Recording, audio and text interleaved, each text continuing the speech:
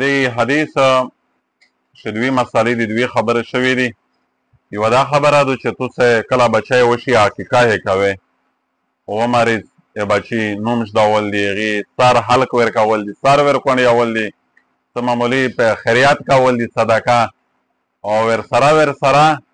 مطلب د هغې عقیقه کول دي. عقیقه څه شی دی په دې مسله ځونو په اول په چار دی د عقیقه نه فرض دو د عقیقه نه واجب دو د عقیقه یو استحبابي عمل دی سنت دی. نو عقیقه څرنګه کې په نرغینده وڅو په سونالو لاوي په ښځینه وڅو په سونالو لاوي چې کله نرغینده بچی وشي او مریض د هغې عقیقه دوه په سونالو لاوه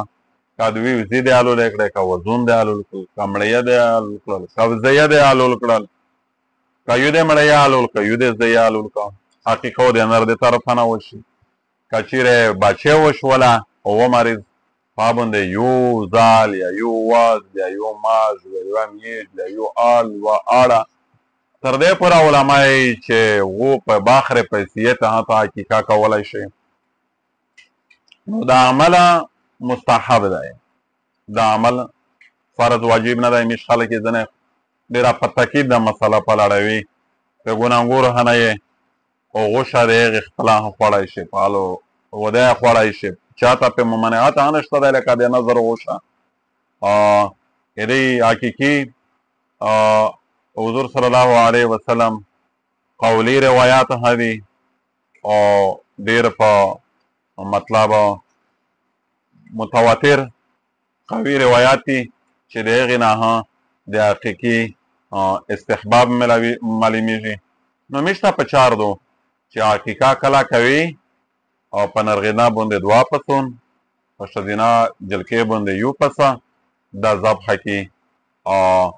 خپل یې هم خوړی شي نور یې ته هم ور خوړی شي خیریات پې کولی شي صدقات پې کولی شي